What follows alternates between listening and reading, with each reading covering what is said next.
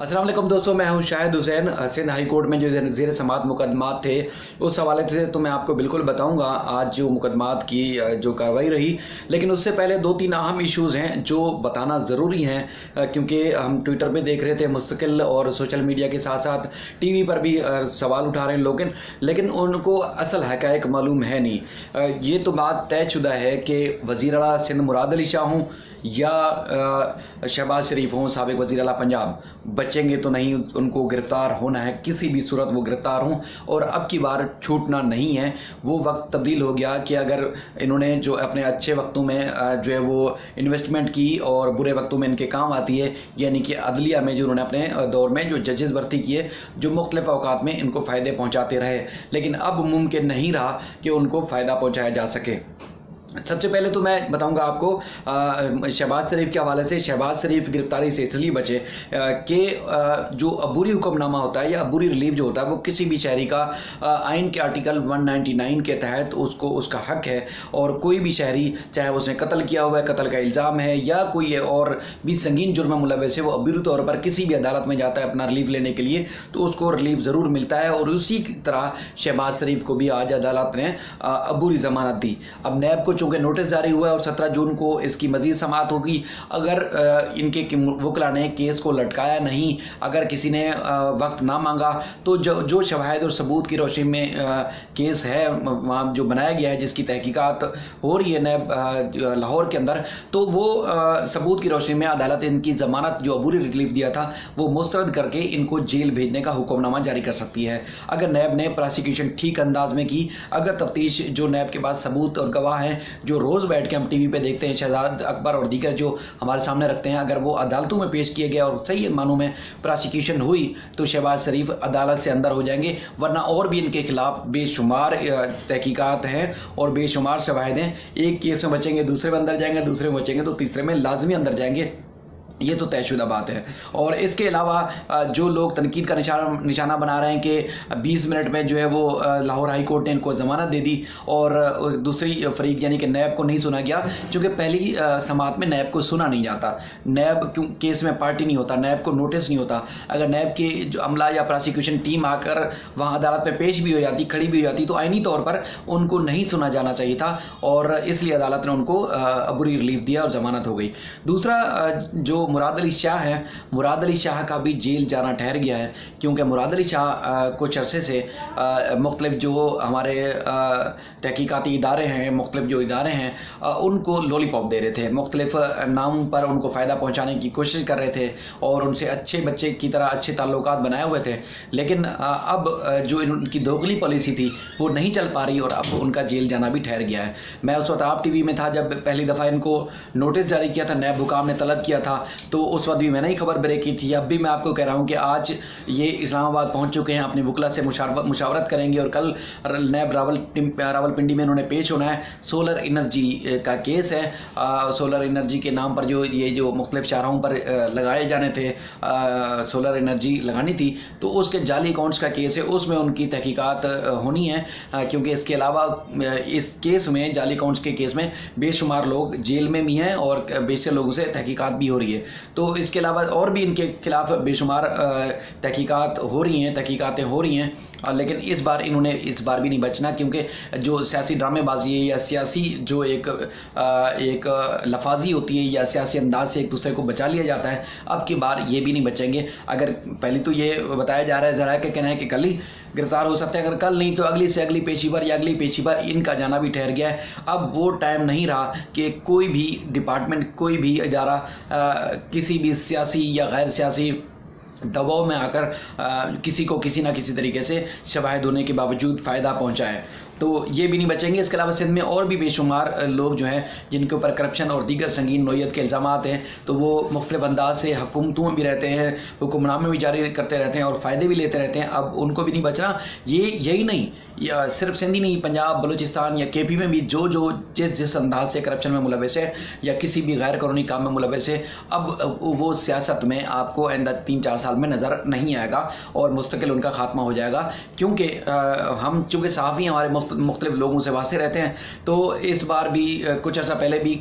जो रिपोर्ट्स हमने देखी या जो हमें ज़राए ने बताया, तो ज़राए के मुताबिक कोई सियासतदान जिनको हमारी आवाम अच्छा बच्चा समझती है या अच्छा सियासतदान समझती है या मुखलिस और ईमानदार समझती है, तो उनके खिलाफ भी बेशुमार शवाहिद और सबूत मौजूद होते हैं जो किसी न किसी तरीके से किसी न किसी सियासतदान को फ़ायदा पहुँचाकर वजारत हासिल करते हैं या ख़ुद बरह रास्त फ़ायदा लेते हैं या करप्शन और बदउनवानियाँ करते हैं या कोई भी गैर कानूनी काम में मुलविस होते हैं। तो सब के कच्चे झट्टे जमा हो चुके हैं और पहले चूँकि एक दूसरे को ब्लैकमेलिंग करने में इस्तेमाल होते थे सारे, अब ब्लैकमेलिंग में नहीं बल्कि इनको सजाएँ देने में वो सारी चीज़ें इस्तेमाल होंगी जो जो सियासतदान जहाँ जहाँ जिस अंदाज में किसी भी गैर कानूनी काम में मुलविस है, था या रहा है, तो अब की बार नहीं छूटेगा।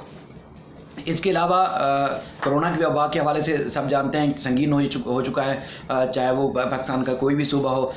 इस वबा से में जो मुब्तला जो अरकान कौमी या सूबाई असम्बली हैं वो जाँबाक भी हो रहे हैं और डॉक्टरों की जानिब से बार बार कहा जा रहा है कि एहतियात करें, एहतियात बहुत ज़रूरी है, मास्क लगाएं, सैनिटाइज़र का इस्तेमाल करें और जो बसों में जो रिलीफ मिला है ट्रांसपोर्ट के हवाले से तो उसका फ़ायदा उठाएं, ना कि किसी खुद के लिए या दूसरे के लिए मुश्किल का सबब बने। तो हम अक्सर देख रहे हैं कि आज भी जिस तरह पहली बार 2-2.5 महीने के बाद अगर पहली बार हमने ट्रांसपोर्ट सड़कों पर देखी कराची की, तो कराची की सड़कों पर गैर ज़रूरी तौर पर लोगों को सफ़र करते हुए देखा और उसके बाद जो एहतियाती तदाबीर और SOP बनाए गए थे उस पर अमल दरामद ना करते हुए भी देखा। तो आज वफाकी हुकूमत ने एक बार फिर अंदिया दे दिया है कि अगर ये तादाद मज़ीद बढ़ती है, क्योंकि आज एक दिन में 24 घंटे में पूरे पाकिस्तान में 4000 से ज़ायद केसेस रिपोर्ट हुए, तो अगर ये सूरत हाल इस तरह की संगीन सूरत हाल रही तो दोबारा सख्त लॉकडाउन लग सकता है। तो इसलिए हम सब शहरियों का ये फ़र्ज़ बनता है, लाजिम है कि ख़ुद भी बचें और दूसरों को भी बचाएं। अब सबसे अहम इशू जो मेरा इंतहाई एक पसंदीदा इशू है वो अदालतें। अब सिंध हाई कोर्ट में गुज़श्ता रोज़ पीपल्स पार्टी के कादिर पटेल जो कि रुकन कौमी असम्बली और सिंधी पंजाब असम्बली जो कौमी असम्बली में धुआंधार प्रेस कॉन्फ्रेंस भी और खिताब भी करते हैं, उन्होंने और उनके साथ 2 और अरकान असम्बली जो कराची से जिनका ताल्लुक़ है मुज़ाफ़ाती इलाकों से मुंतखब हुए हैं, उन्होंने दरख्वास्त दायर की थी सिंध हाई कोर्ट में कि वफाकी हुकूमत की जानिब से उनको फ़ंड्स जारी नहीं किए जा रहे। 4 जो है वो पाकिस्तान MQ पाकिस्तान के और जो बाकी अरकान जो कौमी असम्बली है पाकिस्तान तहरीक इंसाफ के, उनको तो फ़ंड्स जारी किए गए तरक्याती मनसूबों के, लेकिन जो पीपल्स पार्टी के उनको जारी नहीं किए जा रहे। इसलिए उन्होंने ये सियासी करप्शन करार दी थी गुज़श्ता रोज़ कादिर पटेल ने, और आज उनके वकील की जानिब से दरख्वास्त की फौरी समाअत की इस्तदा की गई। जस्टिस उमर सियाल की अदालत में जस्टिस उमर सियाल ने इनकी फौरी दरख्वास्त की समाअत की इस्तदा जो थी वो मुस्तरद कर दी और अपने रिमार्क्स में कहा कि कराची की और इसकी अवाम के मनसूबों की कितनी फ़िक्र है सियासतदानों को और अरकान कौमी और सूबाई असम्बली को, उसका हमें इल्म है। और अगर ये पैसा अगर फंड्स अगर मिल भी जाते हैं तो अरकान कौमी असम्बली को तो उनकी अपनी जेबों में जाएंगे। अदालत ने कहा कि ये दरख्वास्त की फौरी समाअत नहीं कर सकते और ये दरख्वास्त की समाअत अब शायद हो मुस्तक़बिल करीब में। और इसके अलावा ज़ख़ीरा अंदोज़ों के ख़िलाफ़ कार्रवाई से मुतल्लिक़ केस भी ज़ेर समाअत है। तारिक मंसूर और इसके अलावा इंटरवीनियर जो हैं इमरान शहजाद, उनकी जानिब से दरख्वास्त दायर की गई थी। जस्टिस मोहम्मद अली मज़हर की अदालत में इससे पहले ज़ेर समाअत रही, उसके बाद आज जो है पहली समाअत हुई जस्टिस उमर सियाल की अदालत में। तो उन्होंने अपने रिमार्क्स में जिस तरह कहा तो वो हैरान कुन भी था, क्योंकि इससे पहले 3-4 समाअतें हो चुकी हैं और हुकूमत इस अदालती हुक्मनामे के बाद और दरख्वास्त दायर करने के बाद जिन जिन कवानीन पर अमल दरामद नहीं हो रहा था तो सिंध हुकूमत उस पर एक्टिव नज़र आ रही थी। लेकिन आज जस्टिस उमर सियाल की जानिब से कहा गया है कि ये चूँकि मामला सूबाई हुकूमत का है, हुकूमत के अपने हुकूमती मामलात का है, तो इसलिए हम उसमें अदालत मुदाखलत नहीं कर सकती। ये अदालत ग्रासरी हो, कोल्ड ड्रिंक के रेट हों या इसके अलावा कोई बेकरी आइटम हो या कोई दूध की कीमत मुकर्रर या उसके तयन के लिए नहीं बैठी अदालत, और ये हुकूमत का काम है, हुकूमत ही काम करेगी। तो अदालत को तारिक मंसूर की जानिब से बार बार कहा जाता रहा कि केस की फौरी समाअत की जाए, तो अदालत ने कहा कि कोई ये इस मामले में कोई मर नहीं रहा, किसी की मौत वाक़ई नहीं हो रही और ये अगस्त के जो आखिरी हफ्ता होगा उसमें इसकी समाअत होगी। अब कोई और जज इसकी समाअत करेंगे। और तो ये एक अवामी मफाद का इशू था, तो उन्होंने इमरान शहजाद की भी सरजनिश की और तारिक मंसूर की भी सरजनिश की जस्टिस उमर सियाल ने, और कहा कि इस तरह की दरख्वास्तें अगर मैं होता तो ये मुस्तरद कर चुका होता पहली समाअत में ही, और ये दरख्वास्त नाकाबिल समाअत थी। लेकिन दूसरी जानिब जो कमिश्नर कराची और जो दीगर हुकाम थे उनकी जानिब से ग्राम फरोशियों और जो ज़ख़ीरा अंदेज़ों और जो मुनाफाखोरों के खिलाफ कार्रवाई थी, उस हवाले से पेशरफ्त रिपोर्ट भी अदालत में पेश की गई, लेकिन अदालत ने ये समाअत मुलतवी कर दी अगस्त के आखिरी हफ्ते तक। इसके अलावा स्कूल फ़ीस का जो मामला है, अब तक ये तयन नहीं हो सका है कि 20% कम वसूल की जाएगी या पूरी 100% फ़ीस वसूल की जाएगी। आज ये केस भी जस्टिस उमर सियाल की अदालत में समाअत के लिए मुकर्रर था आया, तो एडवोकेट जनरल सिंध की जानिब से कहा गया कि ये बात जो है वो देखी जाए कि स्कूल फ़ीस जो है वो पूरी 100% वसूल होगी या 80% होगी, क्योंकि इस दरख्वास्त पर हतमी फ़ैसला तातीलात के बाद ही होगा, जस्टिस उमर सियाल की जानिब से कहा गया। तो अदालत ने अब स्कूल मालिकान और उसके अलावा जो वालिदैन के वकला हैं, वालिदैन की जानिब से दरख्वास्त दायर की गई थी, और एडवोकेट जनरल सिंध सलमान तालिबुद्दीन, इन तीनों को कहा है कि आप बैठ के मुशावरत करें और मामला इसमें वज़ह होना चाहिए कि फ़ीस वसूल करने का तरीक़ाकार क्या होगा, क्योंकि सलमान तालिबुद्दीन की जानिब से कहा गया है कि अगर स्कूल मालिकान वाउचर पर लिख देते हैं कि ये हुकूमत की जानिब से जो एक ऑर्डीनेंस था फ़ीस में कमी के हवाले से, तो उस मुताबिक अगर कोई वालिदैन 20% फ़ीस देना चाहते हैं, 80% फ़ीस देना चाहते हैं तो वो 80% दें। अगर जो साहब इस्तात हैं, जो भर सकते हैं, जो अदा कर सकते हैं फ़ीस, वो 100% जो देना चाहते हैं वो 100% दे दें, लेकिन ये वाउचर पर दर्ज होना चाहिए कि हुकूमत के फैसले के बाद ही सारा कुछ हो रहा है। तो स्कूल मालिकान की जानिब से भी ये कहा गया कि चूँकि ये एलीट क्लास के स्कूल हैं जिसमें काफ़ी मालदार बच्चों के जो बच्चे हैं वो अब स्कूल में तालीम हासिल करते हैं, तो इसलिए वो तो दे सकते हैं। इसमें समाअत के दौरान जस्टिस उमर सियाल की जानिब से भी यही कहा गया कि क्योंकि जो स्कूल जिनमें कराची ग्रामर स्कूल है या जो बड़े बड़े स्कूल हैं, तो वो तो मुकम्मल फ़ीस अदा कर सकते हैं, उनके लिए तो कोई मसला ही नहीं है। तो फिर ये पंचायत इतनी बड़ी जो समातें हो रही हैं, बार बार ये मामला उठाया जा रहा है, तो वो क्यों उठाया जा रहा है? तो उसमें सलमान तालिबुद्दीन की जानिब से कहा गया अदालत को कि ये तो जो 20% कम फ़ीस, जो 20% रियायत का मामला है कम फ़ीस का, तो उसमें जो वालिदैन बेहतर तो उनको भी शर्म आएगी 20% कम देने के वाले से। तो उमर सियाल की जानिब से कहा गया जस्टिस की तरफ से कि उनको शर्म आनी भी चाहिए। तो इस तरह की रिमार्क्स अदालत की जानिब से सामने आए कि जो लोग दे सकते हैं वो देंगे पूरी फ़ीस, और जो नहीं दे सकते, जब तक वो हतमी फैसला नहीं हो जाता तब तक ये मामला जो है वो पेंडिंग रहेगा। लेकिन उसका तरीक़ाकार वज़ह होगा कि